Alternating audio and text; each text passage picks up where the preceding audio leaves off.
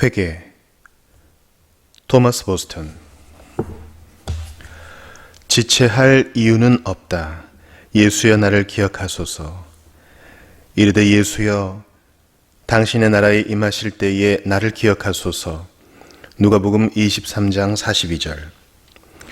회개를 지체하는 것은 정욕을 사랑하는 죄인들의 성향과 회개의 필요성을 의식하는 사람들의 일반적인 확신이 충돌할 때 자연스레 생겨나는 현상이다.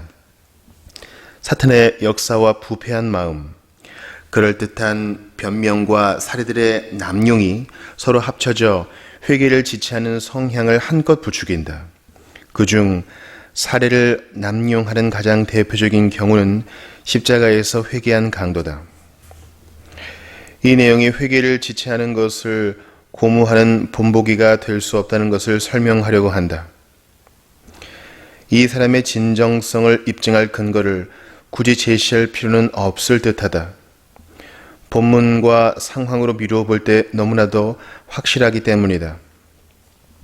또한 이를 설명하기 위해 그의 기도가 믿음과 회개의 기도였다는 사실을 강조할 필요도 없을 것 같다. 왜냐하면 그의 기도에 너무나도 은혜로운 응답이 주어졌기 때문이다. 이 일화를 모르는 사람은 거의 없다. 성경을 잘 모르는 사람들도 십자가에서 회개한 강도에 관한 일화를 잘 알고 있다. 그들은 이 일화를 남용해 스스로를 파멸로 몰아넣고 있으며 회개를 임종할 때까지 지체하는 빌미로 사용한다. 이 일화가 많은 사람을 파멸로 이끄는 걸림돌로 작용하는 것에 대해 지나치게 놀랄 필요는 없다. 강도는 마지막 숨을 거두기 전에 회심했다. 그는 일평생 죄를 짓고 살다가 갑자기 변화되어 행복한 죽음을 맞이했다. 그의 삶은 생의 마지막 순간까지 온통 음울했다. 그러다가 한순간 빛이 환하게 빛났다가 사그러졌다. 다음의 사실들을 고려하면 회개하지 않는 죄인들이 이 일화를 남용해 스스로 걸림돌로 만드는 것이 그리 놀랍지 않게 느껴진다. 죄인들은 가장 좋은 것을 남용한다. 뱃속에 탈이 나면 아무리 좋은 고기도 맛이 없는 것처럼 회개하지 않는 죄인은 가장 좋은 것을 남용해 파멸을 자초한다. 다른 사람들을 일으켜 세우는 하나님의 진리가 그들에게는 도리어 넘어짐의 빌미가 된다. 하나님을 위한 제단과 율법이 믿지 않는 유대인들에게 걸림돌이 되었던 것처럼 복음과 그것을 전하는 설교자들이 누군가에게는 사망에 이르는 냄새가 된다. 무엇보다도 그런 사람에게는 그리스도께서 부딪히는 돌이 되신다. 회개하지 않는 죄인은 성경을 왜곡한다. 회개하지 않은 죄인의 마음에는 성경을 남용하고 왜곡하려는 성향이 도사리고 있다. 이것이 베드로가 바울의 서신을 가리켜 그 중에 알기 어려운 것이 덜어 있으니 무식한 자들과 굳세지 못한 자들이 다른 성경과 같이 그것도 억지로 풀다가 스스로 멸망에 이르느니라고 말했던 이유다. 성경은 빛이요 하나님의 권위를 지닌 규칙이다. 따라서 죄를 가릴 방패막을 찾으려는 죄인들에게 성경은 가장 효과적인 수단이 될 수 있다. 성경은 양심의 질책을 잠재우고 스스로를 속여 파멸을 자초하게 만드는데 가장 그럴듯한 빌미로 오용될 수 있다. 사탄은 자신의 왕국을 유지하기 위해 성경을 남용한다. 성경을 남용하는 것은 사탄의 주된 무기 가운데 하나다. 그는 그것으로 성경을 믿는 사람들 가운데서 자신의 왕국을 유지하고 확장시킨다. 사탄은 그리스도께 내가 만일 하나님의 아들이여든 뛰어내리라 기록되었으되 그가 너를 위하여 그의 사자들을 명하시리니 그들이 손으로 너를 받들어 발이 돌에 부딪히지 않게 하리로다 하였느니라 라고 말했다. 부정한 사람들은 다윗이 죄를 지은 일, 베드로가 실족한 일과 같은 사례를 들어 그들도 그랬다며 스스로 양심의 소리를 묵살한다. 또한 단순한 도덕주의자들은 사람아 주께서 선한 것이 무엇임을 내게 보이셨나니 여호와께서 내게 구하시는 것은 오직 정의를 행하며 인자를 사랑하며 겸손하게 내 하나님과 함께 행하는 것이 아니냐라는 말씀으로 자기 자신을 은폐한다.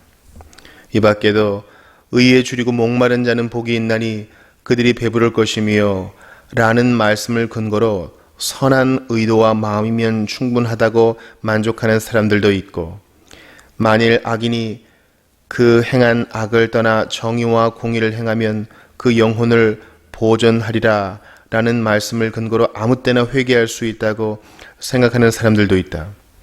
따라서 성경을 아예 모르는 사람들보다 성경을 이론적으로 알고 있는 사람들을 깨우치는 것이 훨씬 더 어렵다.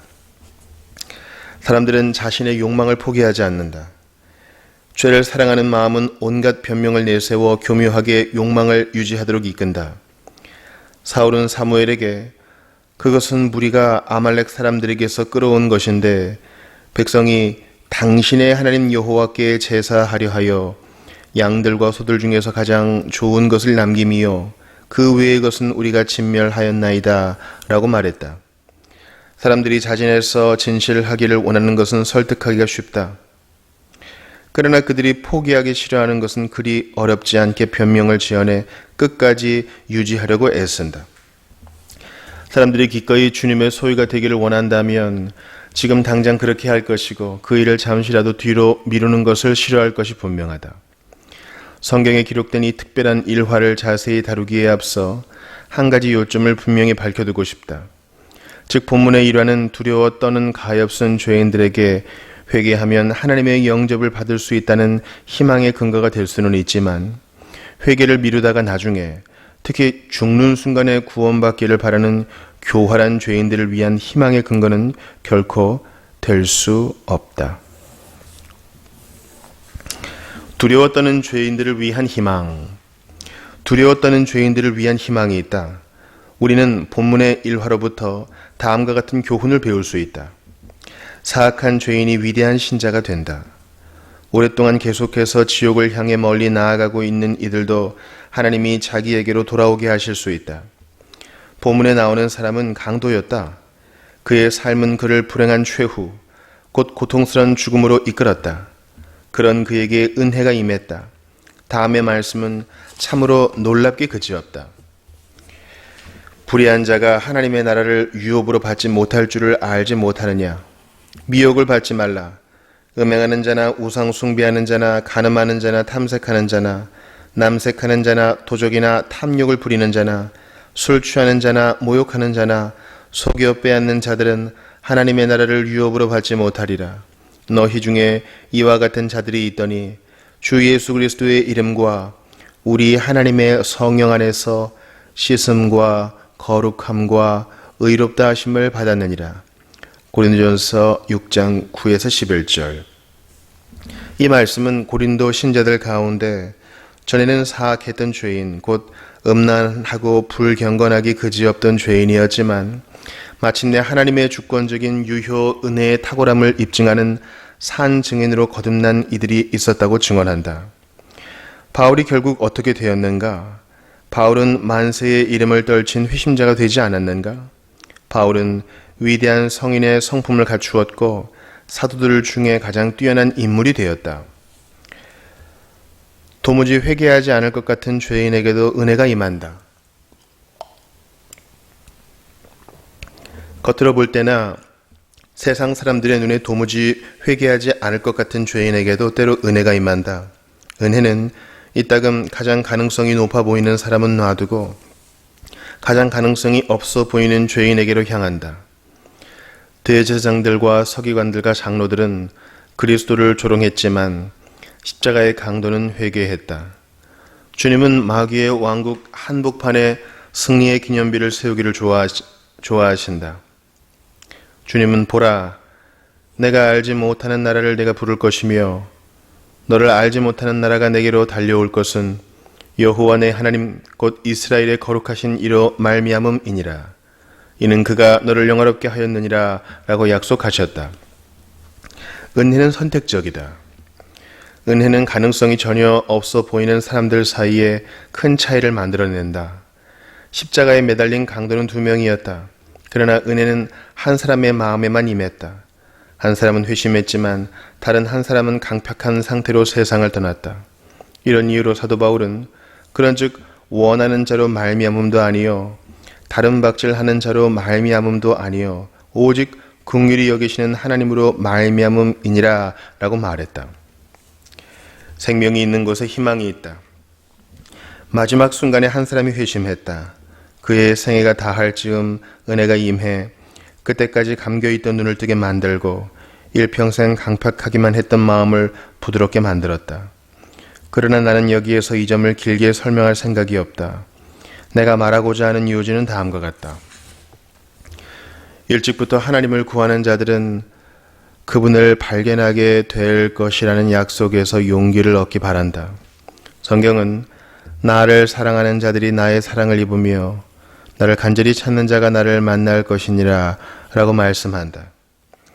주님이 마지막 순간에 돌아오는 회심자를 기꺼이 받아주신다면 그 전에 돌아오는 회심자는 더욱 반갑게 맞아주실 것이 분명하다. 하나님은 늦게 돌아왔다는 이유로 십자가의 강도를 거절하지 않으셨다. 그분은 그가 돌아오자 반갑게 맞아주셨다. 따라서 일찍 돌아오면 더 반갑게 받아주실 것이 분명하니 서둘러 나오기 바란다. 구원의 일을 시작하기 전에 인생을 거의 다 소비한 자들도 절망할 필요 없다. 온종일 소홀히 했던 일을 저녁 무렵에 다 처리할 수 있을지 누가 알겠는가. 천국을 향한 거센 바람이 불어와 늙은 죄인에게 생명을 불어넣어 그의 육신을 어린아이의 육신처럼 만들 수 있다. 포도원의 문은 심지어 11시에도 일꾼들이 들어올 수 있도록 활짝 열려 있다. 하나님의 주권은 시간과 방법에 구애받지 않는다. 그분의 주권은 시간과 방법으로부터 자유롭다. 그러므로 아침과 저녁에 모든 물가에 씨를 뿌리자. 씨앗이 자라는 것은 전적으로 은혜의 사역에 달려있다. 주님을 오랫동안 대적하며 살아가는 동안에는 형통하기를 바랄 수 없다. 그러나 하나님의 무거운 징벌 아래 영원할 삶을 생각하게 된다면 야생 나귀를 사로잡을 수 있는 계절이 다가올 수도 있다. 회개한 강도. 본문은 교활한 죄인이 죽을 때까지 회개를 지체할 수 있는 근거를 제시하지 않는다. 다음의 사실들을 고려하면 이 점을 분명하게 이해할 수 있다. 매우 드문 일. 이 일은 매우 드문 사례에 해당한다. 아간의 회개를 제외하고는 성경 그 어느 곳에서도 이런 사례를 발견할 수 없다. 더욱이 아간의 회개도 그리 확실하지가 않다. 너그럽게 생각해 그가 진정으로 회개했다고 하더라도 본문의 경우만큼 확실하게 단정하기는 어렵다. 평생 동안 죄를 짓고 살다가 마지막 순간에 하나님의 영접을 받게 될 가능성을 보여주는 사례가 이외에 또 어디에 있을까? 본문의 사례가 없다면 시간을 헛되이 낭비한 비참한 죄인들에게 뒤늦게 천국을 향한 여행을 시작한 사람도 그곳에 들어갈 수 있다고 어떻게 가르칠 수 있을 것인가? 그러나 이 사례가 아무도 절망할 필요가 없다고 가르친다고 해서 회개를 마음대로 지체해도 좋다는 의미로 이해한다면 과연 옳은 일인가? 여호수아의 시대에 태양이 단 한 번 움직임을 멈추었다. 그것은 그런 기적이 가능하다는 것을 보여준다. 그러나 그런 기적이 다시 일어나기를 바라며 회개를 미룬다면 과연 온당한 일일까? 도대체 무슨 이유로 회개를 미루려는 것인가? 제비 한 마리가 봄 소식을 전하지 않는 것처럼 이 경우가 모두에게 적용되는 일반 원리는 아니다. 살아있는 사람은 모두 죽는다라거나 거룩한 삶은 행복한 종말을 맞이하고 은혜 없는 삶은 불행하고 비참한 종말을 맞이한다라는 것이 일반 원리에 해당한다. 섭리가 일반 원리에서 벗어나 수십 년이 걸리는 일을 단 몇 분에 이룰 수 있다고 해서 그런 가능성을 스스로에게 적용해 영원한 운명을 결정지을 중대 사안을 모험에 맡길 생각인가? 모세가 40일 동안 밤낮으로 금식했다고 해서 아무나 음식을 먹지 않고 생명이 보존되기를 바라며 그런 일을 감행한다면 어찌 되겠는가? 이와 반대되는 사례들, 즉 죄 가운데 살다가 회개할 시간도 없이 단번에 불같은 진노에 의해 목숨이 끊어져 종말을 맞이한 경우가 많지 않은가? 망령된 잘못을 저지른 나답과 아비후를 비롯해 고라, 다단, 아비람, 거짓말을 했다가 갑자기 명을 달리한 아나니아와 삽비라의 경우를 생각해보라. 특정한 개인들만 그런 경우에 해당하는 것도 아니지 않은가? 죄 가운데 살던 수많은 사람이 옛 세상을 휩쓴 홍수, 소돔과 고모라와 아드마와 스보임을 불태운 유황불에 한꺼번에 목숨을 잃지 않았는가? 경고의 말을 듣고서도 늙어 죽을 때까지 미루다가 그날을 보기도 전에 목숨을 잃은 사람이 어디 한둘인가? 수많은 사람의 끔찍한 종말을 무시하고 본문의 사례만을 의지해 회개를 머물 작정인가? 미룰 작정인가? 본문의 사례는 있을 법한 가능성을 제시한다. 이것은 가능한 사건, 항상 그렇지는 않지만 때로 그럴 수도 있는 일을 암시한다. 농부가 씨앗을 뿌린 것보다 더 많은 것을 거두는 이치와 비슷하다. 그러나 방금 말한 내용은 또 다른 가능성을 전제로 한다. 사람들은 살다가 대부분 그대로 죽는다. 그 전에 회개하지 않으면 하나님이 마지막에 숨을 거둘 때 회개의 은혜를 베풀지 않으실 수도 있다.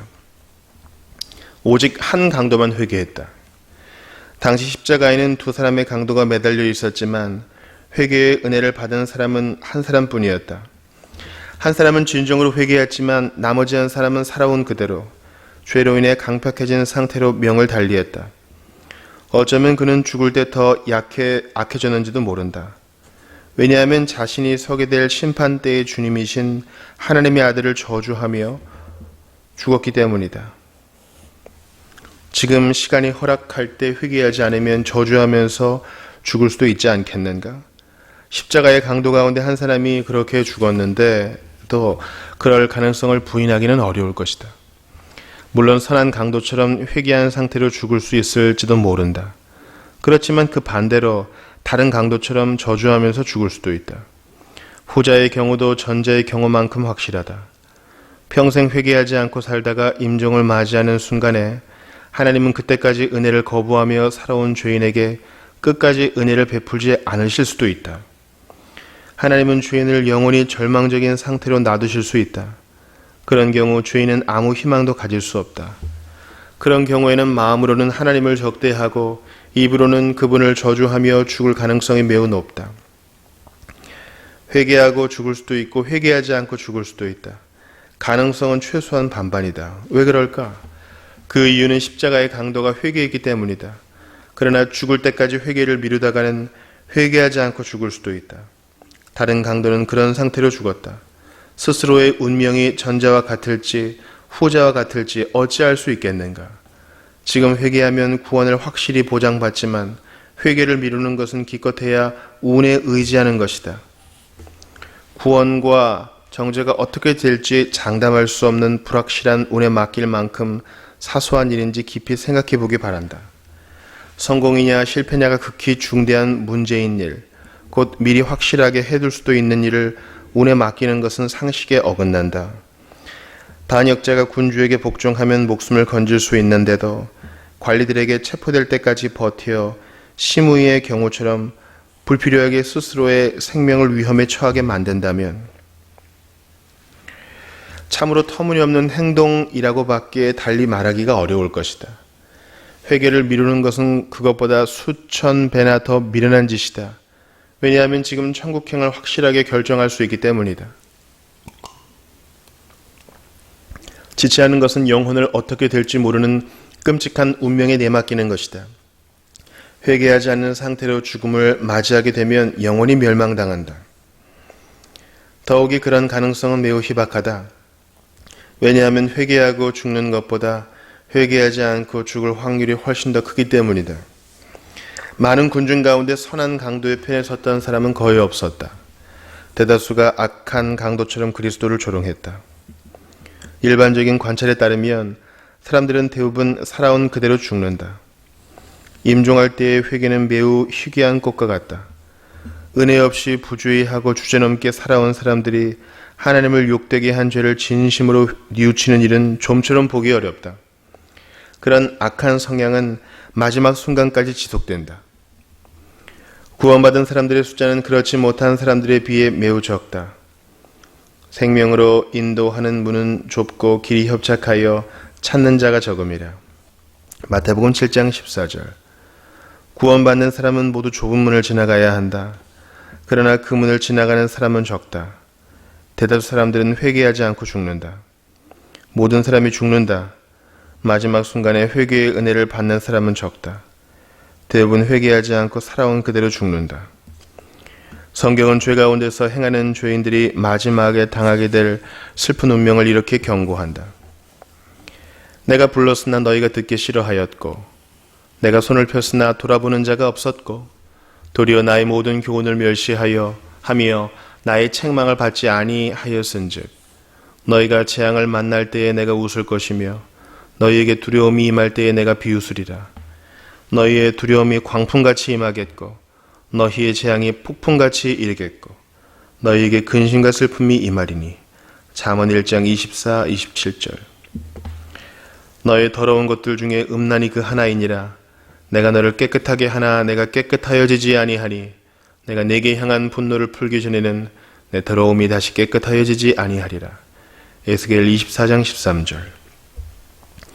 지체하는 자에게 회개의 은혜를 약속하는 말씀이 성경에 단 한 구절이라도 있으면 말해보라. 물론 복음은 만민에게 제시된다. 세상에 살고 있는 사람들 가운데 아무도 배제되지 않는다. 그러나 참으로 위험하게도 은혜의 기회를 거부한 자들에게는 이런 경고의 말씀이 그대로 이루어질 것이 확실하다. 부패한 본성은 죄인에게서 절대 사라지지 않는다. 위에서 오는 은혜를 받지 못하면 지금과 마찬가지로 죽을 때도 마음이 여전히 강팍할 것이다.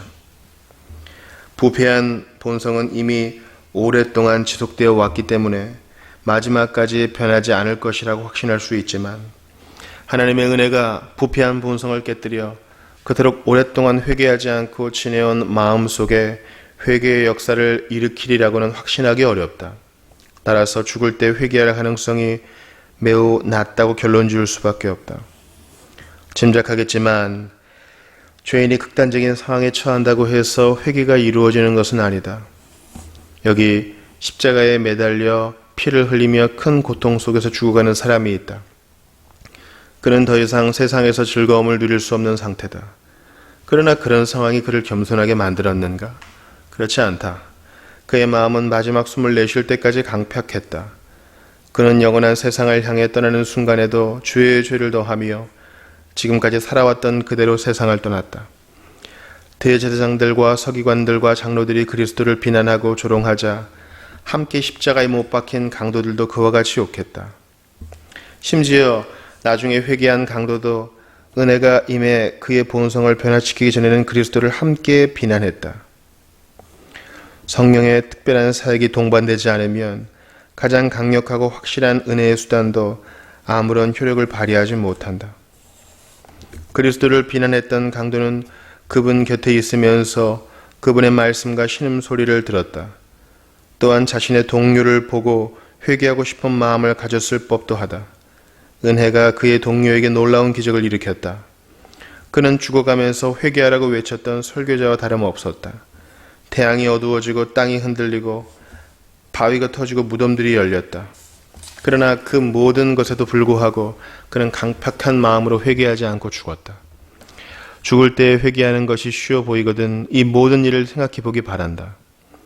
회개하지 않은 십자가의 강도를 통해 분명하게 알 수 있는 것은 회개를 죽을 때까지 미루는 사람들은 정작 그때가 되면 회개하는 것보다 또 다른 것에 신경을 기울이기 마련이다.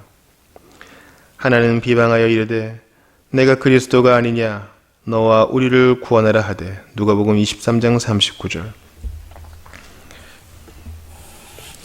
죽음으로 인간의 자연적인 생명은 끝난다. 따라서 인간은 희망이 없더라도 본성적으로 죽음을 격렬하게 거부한다.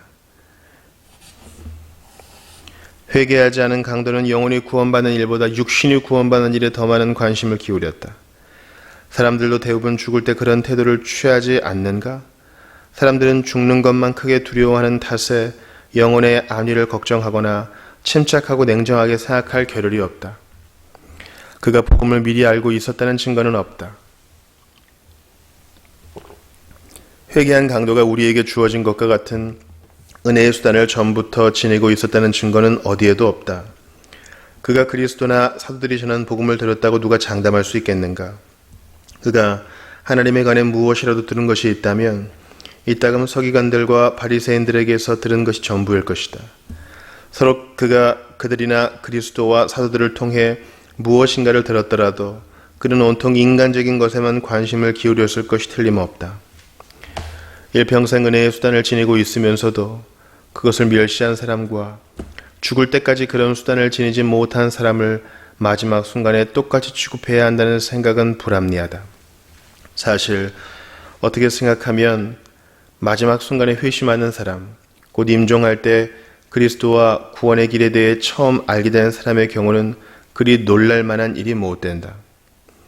회개하고 그리스도께 돌아오라는 부르심을 평생토록 듣고서도 그렇게 하지 않은 사람의 경우는 과연 어떻게 생각해야 할까? 오히려 전자보다 후자가 더욱 놀랍지 않은가? 강도의 회개는 그 자신에게도 뜻밖의 일이었다. 그는 그것을 전혀 기대하지 못했다. 그러나 우리 가운데는 마지막 순간에 회개하겠다고 생각하는 사람들이 많다. 강도가 훗날에 경험할 일, 곧 십자가에서 그리스도와 함께 죽으면서 그분의 은혜의 능력을 경험할 것을 미리 예견하고 회개를 미루었다고 생각하는가? 그렇게 생각하는 사람은 아무도 없을 것이다. 그렇다면 이 일화를 어떻게 이해하는 것이 옳을까? 구하지 않았던 은혜를 받고 깜짝 놀랄 일을 기대하는 것이 과연 합리적이라고 생각하는가? 임종할 때의 은혜가 아니었다. 강도는 공적인 심판을 받아 죽을 때 회개했다. 그는 강제적으로 악행을 중지당한 죄인의 모습으로 징벌의 본보기가 되었다.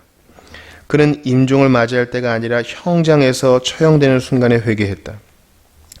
아마도 그는 한창 때의 나이에 죽음을 맞이했을 것이다.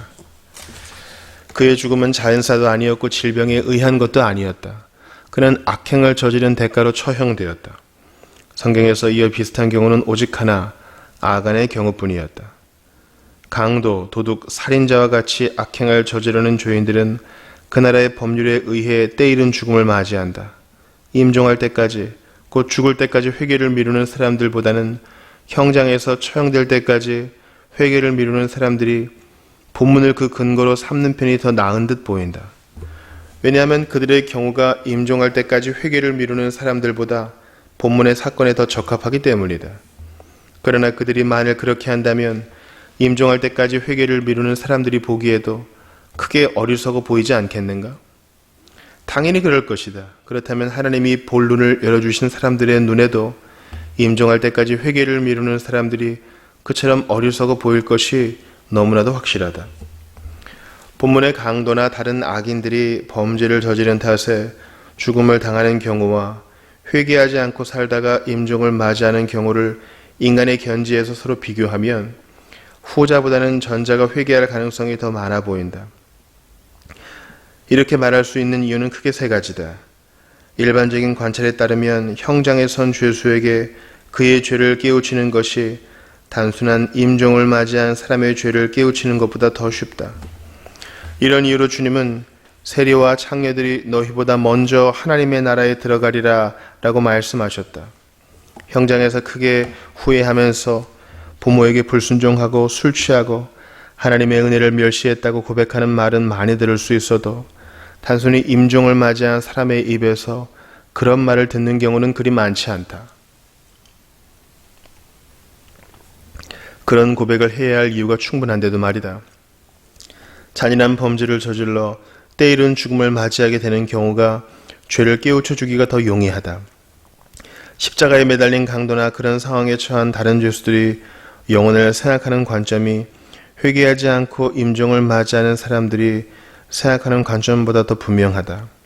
전자는 자신이 확실하게 죽을 것을 알고 있지만 후자는 숨이 붙어있는 동안에는 목숨이 지속될 것이라고 생각한다.